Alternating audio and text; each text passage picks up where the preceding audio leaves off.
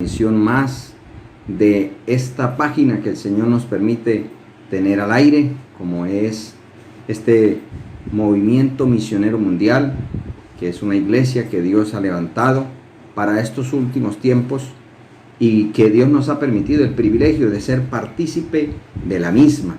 Les habla el pastor Vladimir Burgos, quien le da la cordial bienvenida a todos los hermanos, a todos los amigos que ya se van conectando con este medio, con esta página, que todos y cada uno de ustedes reciban la bendición de Dios. Vamos a estudiar este pasaje de las Sagradas Escrituras y lo vamos a hacer, amados hermanos, bajo ese tema: reacciones a una conversión. El pasaje que estamos viendo nos trae algo que es muy conocido para los lectores de la palabra del Señor, y es el encuentro de Jesús con aquel endemoniado de Gadara. Esto nos demuestra, amados hermanos, que el Señor siempre está dispuesto a acercarse al necesitado, que para Dios no hay nada ni nadie que pueda estar lejos de su mano, sino que Él siempre quiere, amados, llegar a la necesidad. Y algo que podemos encontrar y extraer de este pasaje es que aquella persona que se encuentra con el Señor no puede seguir igual. O sea, experimenta un cambio que le es imposible seguir igual. Cuando digo que es imposible seguir igual, no es porque todas las personas van a, en cierta manera, exhibir ese cambio, van a valorar ese encuentro. No, porque en la Escritura lo vemos y en la vida diaria también, de que no todas las personas que están en ese encuentro con el Señor sucede lo que el Señor quiere que suceda. Porque es que es ahí donde se implica la responsabilidad humana. El Señor Jesucristo le dice a la iglesia de la Odisea: aquí yo estoy a la puerta y llamo. Si alguno oye mi voz y abre la puerta, entraré a él, cenaré con él y él conmigo. Cuando decimos que no puede seguir igual, es porque ya fue consciente de experimentar el amor de Dios, de sentir la gracia de Dios, de ser consciente que hay una oportunidad de salvación, que hay una oportunidad diferente para una vida mejor, que no es obligación permanecer inmerso en el fango del pecado, que no es ya algo que está clausurado, permanecer esclavo de las coyuntas del diablo, de las bagatelas de este mundo y de todo el engaño del pecado. No, ya experimentó que es posible tomar otro camino, pero que es la decisión personal si desea hacerlo o no. Entonces, hoy vamos a mirar las reacciones. Del versículo 1 hasta el versículo 13 vemos otro cuadro, que es eso que hace el Señor para llegar a una persona. Pero en esta noche queremos referirnos a las reacciones, a lo que pasa cuando una persona quiere acercarse a Cristo. Y el término reacción se define como la consecuencia o el resultado de una determinada acción. Una de las leyes que el Señor creó para el equilibrio del universo es precisamente la ley de la causa o el efecto. Entonces, efecto precisamente es un sinónimo de reacción. ¿Cuál es la reacción? ¿Qué es lo que pasa cuando una persona se encuentra? Pero está enfatizado especialmente en el converso, es decir, en aquella persona que valoró el encuentro con Dios, que disfrutó y valoró su verdad. Y entonces el término conversión literalmente en el griego significa revertir o volver moralmente. El término que encontramos en el griego, en el Nuevo Testamento, lo hallamos allá en el capítulo 15 de los Hechos, el versículo 3, donde se da testimonio de lo que hace la gracia de Dios, que para los judíos era imposible que los gentiles pudiesen disfrutar, pero está aquí Pablo y Bernabé testificando. Dice, versículo 3, ellos pues habiendo sido encaminados por la iglesia, pasaron por Fenicia y Samaria contando la conversión de los gentiles. ¿Qué contaban? La conversión. Dice, y causaban gran gozo a todos los hermanos. Mano, si un creyente no se alegra de que una persona pasó de muerte a vida, hay que examinarse si verdaderamente está en Cristo. Cuando una persona que es parte de una iglesia llega a alguien y acepta al Señor, y en vez de gozarse dice, eso es pura mentira, pura apariencia, ese nunca va a cambiar, esa persona está un poco enferma espiritualmente. ¿Por qué? Porque debe haber gozo. ¿Esto quiere decir que nosotros no podamos evaluar? Claro que se puede y se debe evaluar, porque hay quienes también aparentan y simulan como que quieren llegar y ser parte integral de la iglesia, pero van buscando un beneficio propio. Eso también hay que evaluarlo. Pero el Espíritu Santo da testimonio cuando una persona se convierte, y eso es lo que nos muestra este pasaje. Mire, amados hermanos, que las Sagradas Escrituras nos afirman y nos demuestran que una conversión genuina, hermanos, es algo de sumo valor, de mucho gozo, pero de mucha importancia también. ¿Por qué? Porque es que cuando una persona se convierte, es que pasa a disfrutar los beneficios de ser parte del pueblo de Dios, de la familia de Dios. Entonces, mire de que el término convertir precisamente es pasar de un estado a otro. Es pasar de muerte a vida, es pasar de las tinieblas a la luz, es pasar de la potestad de Satanás al reino de Jesucristo. Es pasar de ser hijo de desobediencia, hijo de ira, hijo del diablo, a pasar a ser un hijo de Dios. Entonces, vamos a mirar, por ejemplo, algunos aspectos que nos refiere a la palabra y la importancia que le da, aún desde el Antiguo Testamento, a esta verdad. Salmos capítulo 51, el versículo 13 dice, entonces enseñaré a los transgresores sus caminos y los pecadores se convertirán a ti. ¿Quiénes se deben convertir? Los pecadores, o sea, todos nosotros. Pero los que ya somos parte de la gracia de Dios, para poder ser útiles, nosotros debemos estar llenos de la gracia y del favor de Dios, de esa unción maravillosa. Porque esa palabra que utiliza el salmista, entonces, que está terminando después de una súplica que le pide al Señor que lo limpie, que lo restaure, que lo renueve. Eso me demuestra que para poder ser instrumento útil en el plan ideal de Dios, necesario que nosotros estemos llenos de su voluntad, llenos de su presencia, para poder decirle a un pecador, no solamente con nuestros labios, sino también con nuestras acciones, cuál debe ser la vida correcta. ¿Para qué? Para que el pecador entonces quiera salir de allá y pasar a la vida de Dios.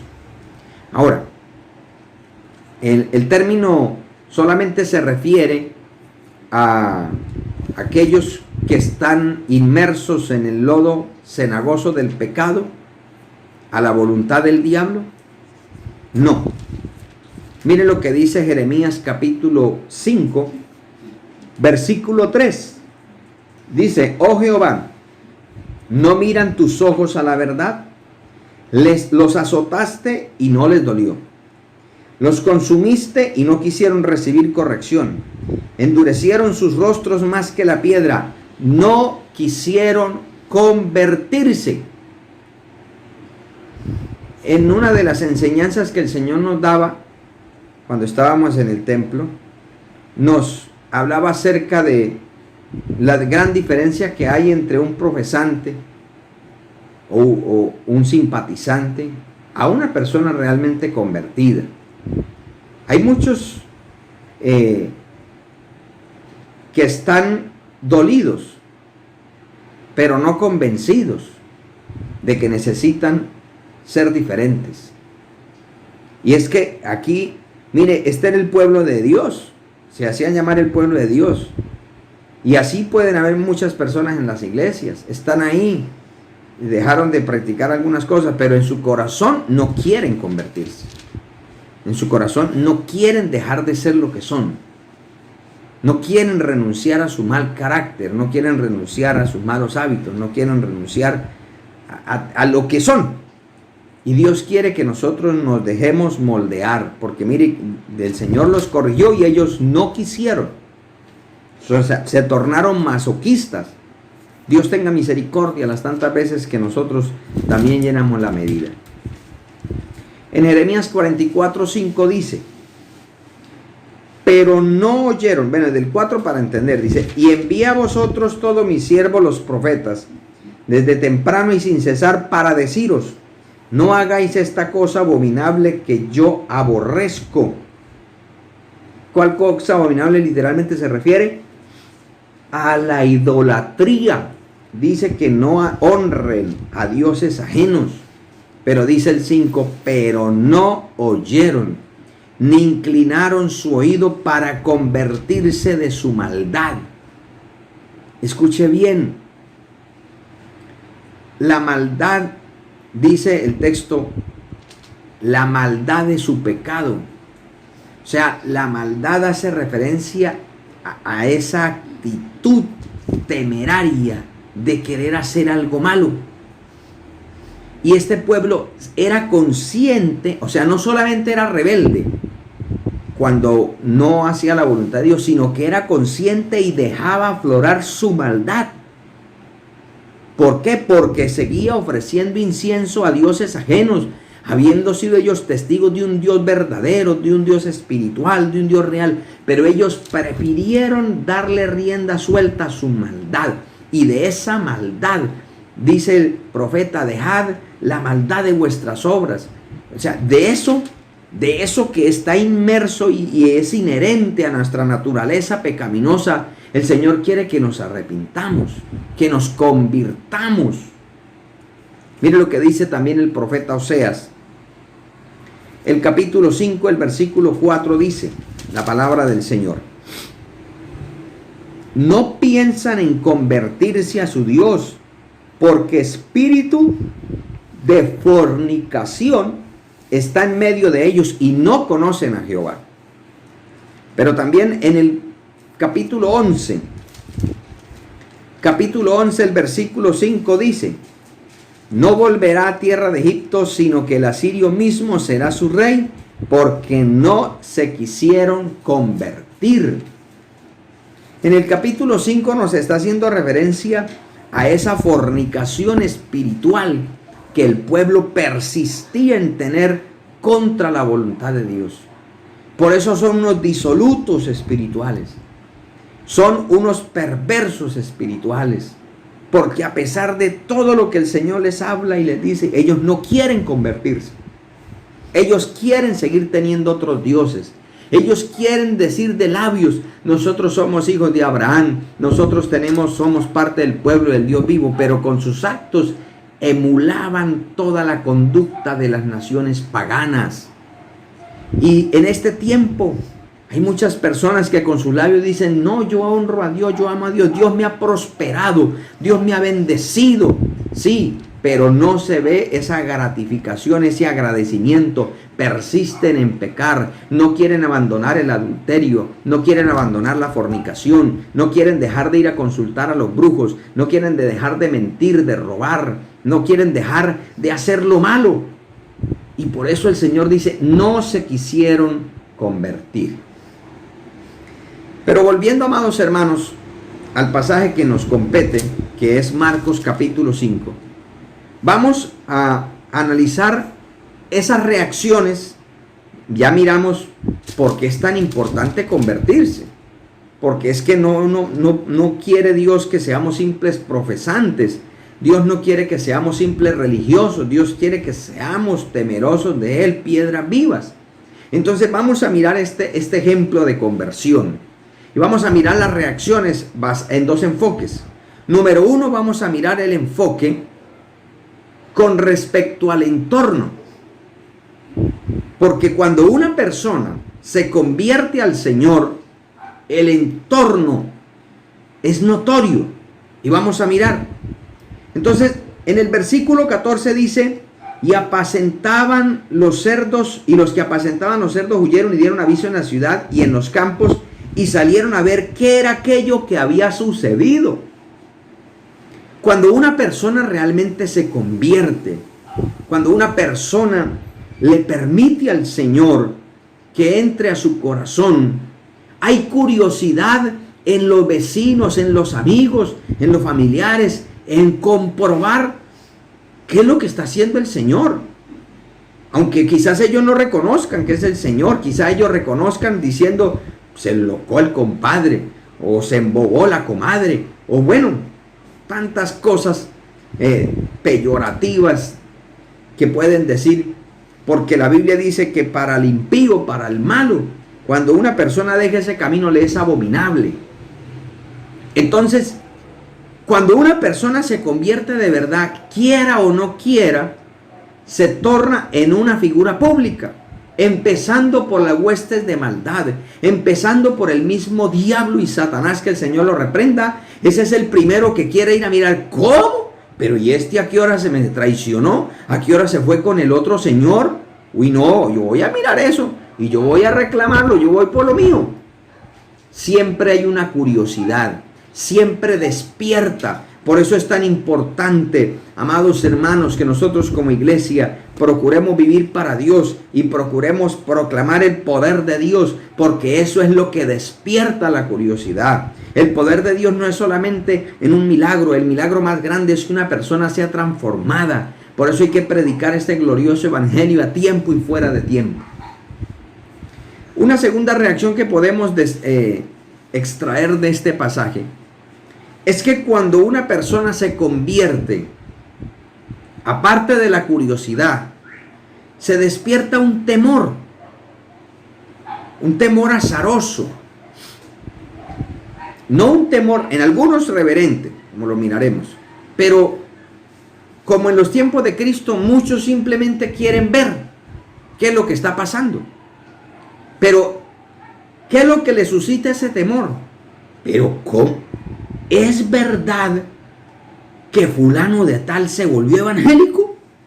No, yo no creo. Yo voy a ir y le voy a brindar la cerveza de siempre le brindo. Y cuando llegue le dice: amigazo, tomémonos una. No. Uy, ¿y usted qué le pasó? No me diga que le inyectaron ese veneno. No me diga que le lavaron el cerebro. ¿Pero por qué? Y resulta de que no es que le lavaron el cerebro, es que Dios nos lava el corazón y nos lava, y por el Señor nos lava todo de una vez. Pero miren lo que dice el texto en la parte final, que cuando vienen a Jesús y ven al que había sido atormentado del demonio, o sea, ellos se habían acostumbrado al loco, al bullarangoso, al problemático, al ladrón, al desnudo. O sea, ellos se habían acostumbrado al mal, como aún pasa en nuestros días. La gente se acostumbra que ¿qué están haciendo, muchachos? No, están enviando señales de humo. Pero eso es normal. Ahorita todo es normal. Pasa una pareja de señorita agarrada de las manos. Eso es normal. Todo es normal. Pasa una mujer semidesnuda. Eso es normal. Todo es normal hoy en día. Que el Señor reprenda al diablo. Pero no, lo que no es normal. Normal es lo que el Señor estableció como honesto, como claro, como verdadero, como decente. Entonces, mire que la gente en ese tiempo se habían acostumbrado al loco de los gritos, al que pasaba y graznaba como cuervo, y era un sonido estridente, pero decían: ahí va el loco, ay, pobrecito. Pero cuando le dicen: el loco ya no es loco, el que tenía los demonios ya es libre, la gente dice: ¿cómo? Uy, no, ¿Qué brujo sería el que lo sacó? Y por eso dice el texto, vienen a Jesús y ven y dice, y tuvieron miedo. Tuvieron miedo. En vez de sentir gozo, les dio miedo. O sea, estamos en un mundo tan caído que la gente se acostumbra más al pecado, al malo. Cuando una persona que está acostumbrada a hacer el mal y se convierte, la gente dice, ¿será verdad? ¿Será verdad? Uy, no. Pero cuando sigue haciendo maldades, no, eso es el muchacho, el fulano, aquel que está por ahí haciendo tiros al aire, ¿verdad? O sea, se acostumbra a la maldad. Pero cuando hay un verdadero cristiano, cuando una persona se entrega de verdad al Señor, hay temor. ¿Por qué? Porque no se puede explicar racionalmente cómo una persona que estaba esclavizada por el pecado y manipulada por el diablo, ahora es diferente. Ahora es diferente. Ahora no reacciona igual. Y eso genera temor. Y la tercera reacción que una persona conversa a Cristo genera el entorno es que de una o de otra manera hay quienes no quieren que el Señor los transforme igual. Hay quienes quieren seguir en su delito, en su pecado, en su maldad. Mire, lamentablemente estamos en un aislamiento preventivo, pero ¿cuántas personas están furtivamente consumiendo licor, emborrachándose, cometiendo hechos vergonzosos, en fornicaciones, en antro? La gente se las ingenia para el pecado, para seguir haciendo lo malo. Y ahí sí no hay temor, ahí sí no hay temor. Y se les habla del Evangelio y el Señor dice, aprovechen este tiempo para buscar a Dios, porque la misma creación gime por la manifestación de los hijos de Dios y la gente cree que es mentira. La gente cree que Dios es un mito, que es una fábula. Y cuando se les habla del Señor y cuando ven un milagro que Dios ha hecho en una persona transformándola, entonces lo que hacen es, ay no, a mí no me van a predicar evangelio porque, uy, no, yo no quiero convertirme, eso la vida del evangélico es más aburrido, no puede tomar, no puede tener novias o no puede tener novios. No, a mí me gusta disfrutar la vida. Yo si acaso voy a cuando tenga 60 años. Como si el Señor estuviera recogiendo las obras de lo que el mundo vota. No, Señor. Dios quiere salvar a todas las almas, pero el anhelo de Dios es que quisiera que desde la juventud las personas nos entregásemos a Él para no ser esclavos del diablo, para no ser instrumentos de maldad. Pero al igual que en ese tiempo, aún hoy hay gente que rechaza al Señor y no quiere que se acerque. Prefieren tener un burdel en la esquina, prefieren tener una olla de marihuana de vicio, prefieren tener bazuco de cuanta delincuencia haya y no que haya una familia cristiana, y no que en esa esquina se predique el evangelio, y no que en esa casa construya un templo para Dios. Uy, no, esos locos ya vienen con la bulla. Siquiera ahorita no están. No, Dios tenga misericordia. Miren lo que dice el texto. Y les contaron los que lo habían visto cómo le había acontecido al que había tenido el demonio y lo de los cerdos, y comenzaron a rogarle que se fuera de sus contornos. Porque hay mucha gente que no quiere el evangelio, porque sabe que si una persona se convierte en el área que sea o en el área social que sea, ese ya no va a ser un participante más de la corrupción, ese ya no va a ser un ladrón más de cuello blanco, ese no va a ser un más atracador, ese no va a ser más un violador, ese no va a ser más un delincuente. Pero el que vive del daño, el que vive del delito, dice, se me fue un cliente. Cuando se convierte el más borrachín del barrio, el tendero, ese guarapero, ¿qué dice? Uy, no, mano, se me fue la platica.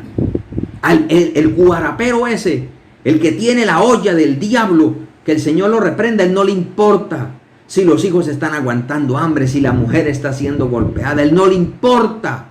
Porque al diablo, estimado amigo que me pueda estar viendo en esta hora, al diablo no le importa si su vida es un fiasco, si su familia es un fracaso, si su familia es un colapso. A él lo único que le importa es destruirlo a usted y a través suyo que destruya a su familia.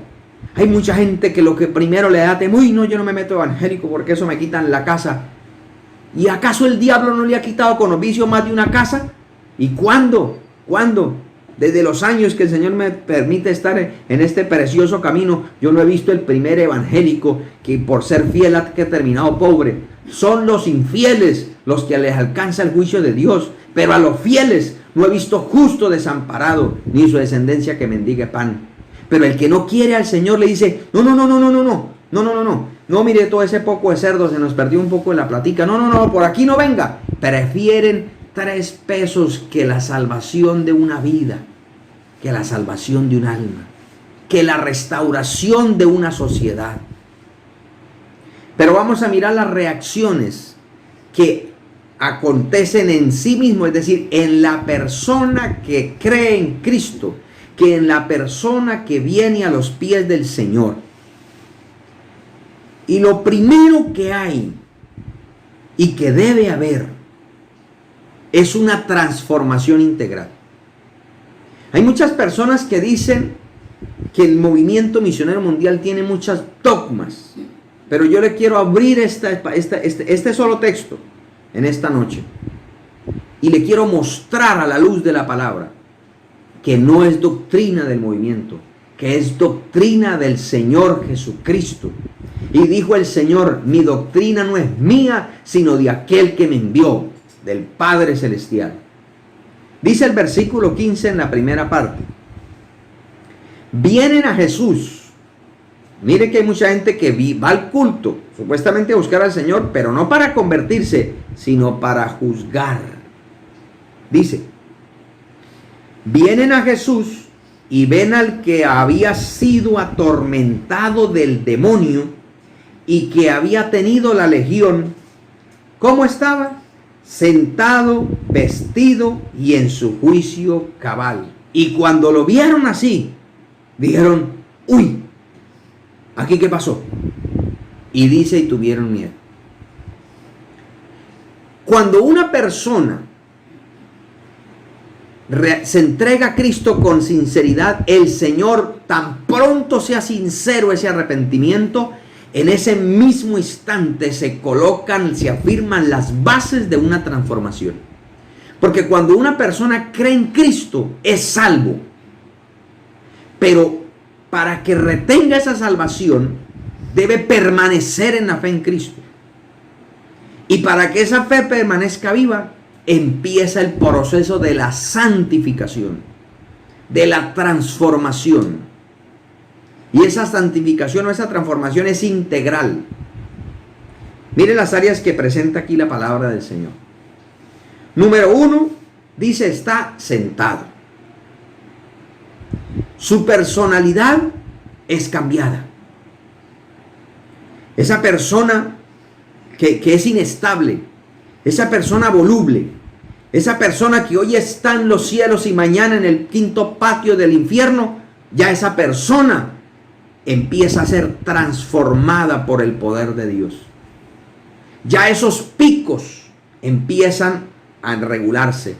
Como dice allá el Evangelio según San Mateo, hablando del ministerio de Juan el Bautista. Permítame leérselo. Evangelio según San Mateo, capítulo 3.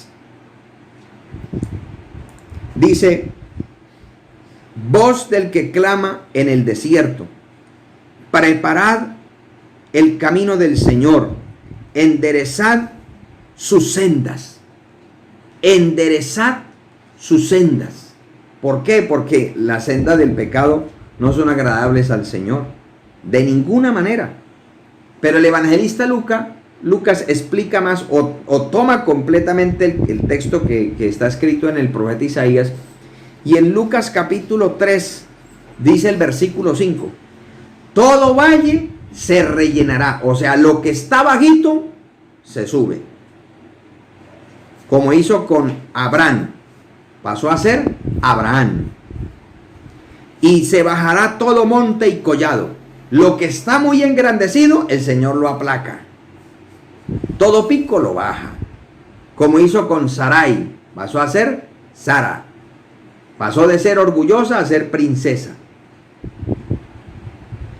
Dice, Los caminos torcidos serán enderezados y los caminos ásperos allanados. Lo áspero es allanado. O sea, ese argumento, no es que yo soy así, yo nací así, vivo así, así me muero.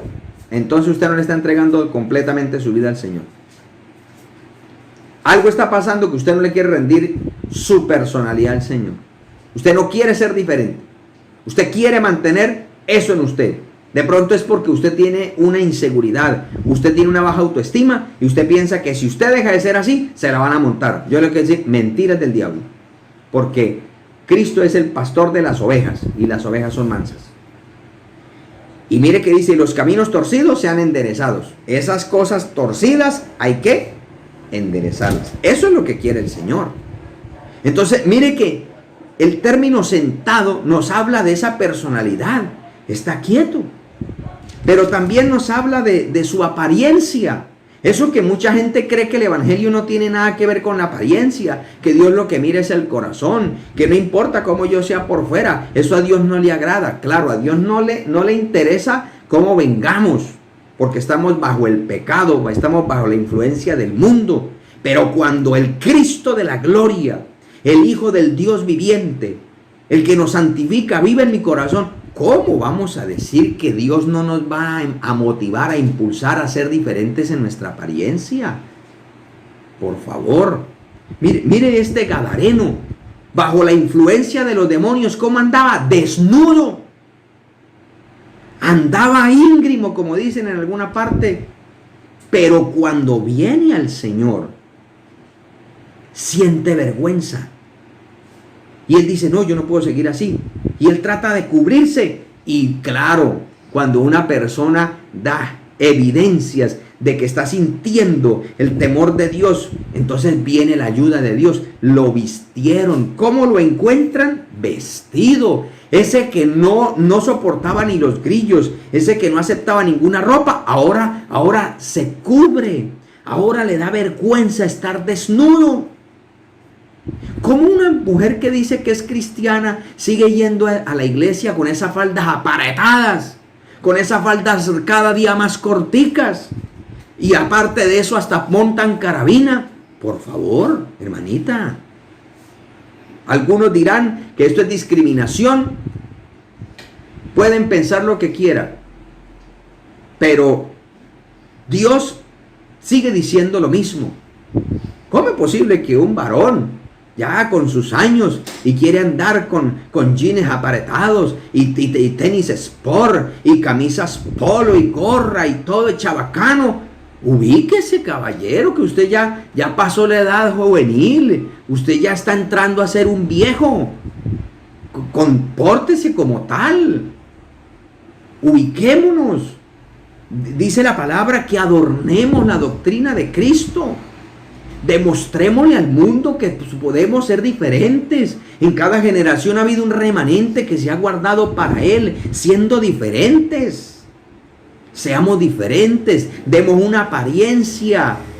Que nuestra vestimenta, dice el apóstol Pablo, no sea de vestidos costosos, ni de adornos, ni de peinados ostentosos. Amados hermanos, eso demuestra que Dios está tratando conmigo. Porque imagínense que, ¿de qué sirve? Hoy en día uno ve esas mujeres con ese pelo grafilado, ese pelo planchado, que ya después, algunas cuando tengan 60 años, yo no sé qué irán a hacer con los 3 crines que les quede, porque toda la vida, así se hagan los tratamientos que sea, la palabra de Dios es una sola. El Señor dijo, no podréis hacer blanco ni negro un solo de vuestros cabellos. ¿Por qué se tintura el pelo? ¿Por qué se quita las cejas? ¿Por qué se hace esas cosas?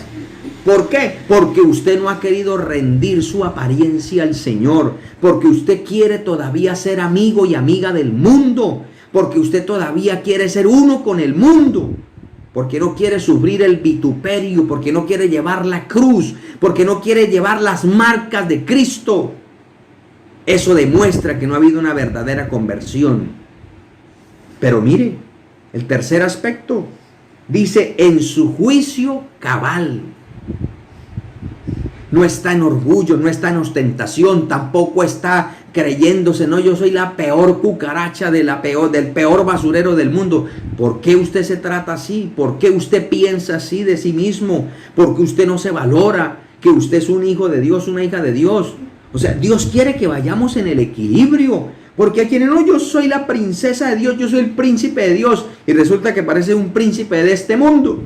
No, seamos equilibrados. Cuando una persona se encuentra con Cristo, debe haber ese pensamiento cabal, ecuánime, equilibrado. Porque es que el Evangelio eso es lo que hace. Pone las cosas en el orden que Dios quiere. Mire que, amados hermanos, hay otra evidencia, otra reacción natural. Cuando una persona realmente se convierte a Cristo, en él hay un deseo vivo de estar cerca de Jesús. No es como muchos que pasan al frente casi que obligados por otros y hacen la oración de fe y, mejor dicho, no ha terminado el culto y es con esa burla y no ha terminado el culto y ya salen corriendo y después le dicen, vamos al culto. No, ¿usted qué le pasa? Yo fui por allá a tomar el pelo. Ese no se convirtió. Así se coloca en la lista. Hoy se convirtieron 5. No. Hicieron una profesión de 5. Convertido. Vamos a ver, el que dé testimonio. Entonces, mire lo que dice el texto sagrado, el versículo 8. Al entrar él en la barca, el que había estado endemoniado. Mire, cuando una persona se encuentra con Cristo, no importa que haya hecho pacto con el diablo, no importa que usted haya sido o que sea, si alguien me está escuchando, que usted diga, no, es que yo tengo como 7 demonios o 1000 demonios, los que sea. Tan pronto usted quiera ser libre, el Señor Jesucristo expulsa esos demonios. Y mire, eso no es que tiene que volver al otro día para otra sesión si de pronto le quedó alguno. No. Si hay personas que les pasa eso es porque no han sido sinceras. Pero cuando una persona realmente quiere convertirse a Cristo, el demonio no le queda, mejor dicho, paticas, ¿para qué te tengo? Porque es que el que llegó es el Hijo del Dios viviente, el primogénito de los muertos. El primogénito de la resurrección, el que lo venció en la cruz del Calvario. ¿Usted cree que se va a quedar ahí para que le diga se va? ¿O lo he hecho? No, eso es por aquí que más derecho. Ese que estuvo endemoniado, pero ya no está endemoniado. Ya no está endemoniado. Porque no pueden haber cadenas generacionales. No puede haber una persona que usted me diga que usted aceptó a Cristo y todavía tiene la cadena generacional de mi tatarabuelo. Entonces, ¿qué hizo Cristo por usted? Si Cristo lo libertó completo. Si Cristo lo transformó, si Cristo lo limpió, si Cristo lo perdonó completo. Pero, ¿qué es lo que pasa? Que no ha habido una genuina conversión. Porque cuando hay una genuina conversión, la persona quiere estar cerca de Jesús. Le decía al Señor, le rogaba, yo quiero estar contigo. ¿Y qué le estaba diciendo? Le rogaba. Cuando hay una verdadera conversión, hay algo que empieza a fluir naturalmente. Un deseo de orar, un deseo de leer la Biblia, un deseo de estar en la casa del Rey. ¿O acaso cuando un niño nace, le tienen que hacer un curso para enseñarle a orar? No. Él pega el chillido. Y el médico dice, está vivo. Tómense, se lo entregan a la mamá. Porque eso es algo natural. Pero mire otra reacción. Versículo 19 dice, mas Jesús no se lo permitió, sino que le dijo, vete a tu casa, a los tuyos, y cuéntales cuán grandes cosas el Señor ha hecho contigo y cómo ha tenido misericordia de ti. ¿Sabe, hermano, que cuando hay una verdadera conversión, no hay que rogarle para que acepte la palabra? La persona acepta el Evangelio tal como está escrito. No empieza a decir, no, eso es dogma del movimiento. Eso no. No. Acepta la palabra, se somete a la palabra de Cristo. Porque Cristo fue el que lo libertó, Cristo fue el que lo salvó. Entonces, por andar antes sometido a la voluntad del diablo, andaba todo así, endemoniado, desnudo, maltratándose, hiriéndose y gritando como cuervo. Pero ahora que está con Cristo, le ha vuelto la personalidad, le ha vuelto el pensamiento cabal, le ha vuelto ese deseo de valorarse como persona. Entonces ¿cómo no va a obedecer al que vino a salvarlo? Al que pasó un mar embravecido por salvarlo, que no le importó que eran muchos demonios, y que porque la Biblia dice que él le dijo al Señor, me llamo Legión porque somos muchos. Algunos asumen que eran 2000 u otros 5000, porque el término legión para los romanos podía variar en ese número de soldados, pero la Biblia simplemente dice que eran muchos. Podían ser 1000, no se sabe si eran 500, no importa, es que con uno solo que haya es mucho el fastidio, pero no interesó. Entonces este hombre valora, si Cristo vino a salvarme cuando yo estaba llevado por el diablo, ¿cómo no le voy a obedecer? Amados hermanos, si el Señor nos salvó, obedezcamos su palabra. Pero mire de que la última reacción que encontramos aquí de una persona realmente convertida, dice el versículo 20, y se fue y comenzó a publicar en Decápolis cuán grandes cosas había hecho Jesús con él, y todos se maravillaban. En el versículo 19 él le dice, ve y cuéntales cuán grandes cosas el Señor ha hecho contigo. Y en el 20 dice que él se fue y comenzó a publicar las cosas que había hecho Jesús con él. O sea, este que había sido endemoniado no necesitó mucha teología para reconocer que Jesucristo es el Señor, el Hijo del Dios viviente. Este hombre, hermanos, nos da una enseñanza. Porque cuando estaba endemoniado, a él no le importaba que lo vituperaran, que lo quisieran apedrear, que lo agarraran, que lo maltrataban. Él quería obedecer a los demonios y no le importaba. Y hoy en día hay muchas personas en las iglesias que cuando estaban sin Cristo robaban, estafaban, mejor dicho, le echaban el cuento hasta una escoba. O algunas mujeres le prendían luces, mejor dicho, hasta un árbol. Y ahora vienen a Cristo y son pura pena, puro miedo, pura vergüenza, pura inseguridad, y no le hablan a nadie de ese Cristo que la salvó, que lo salvó. Y se sienten tan poco, y no, es que a mí me da vergüenza, y qué tal, y qué tal. Y cuando estaban sirviendo al diablo no pensaban en nada, sino eran arrojados, eran valientes, y ahora para el Señor se vuelven cobardes. Pero este hombre nos da un ejemplo, que es una reacción de un converso, que es que cuando una persona realmente ha sido impactada por el Señor Jesucristo, entonces en él hay esa motivación y hay un argumento para testificar de Cristo a otros. ¿Y cuál era el argumento?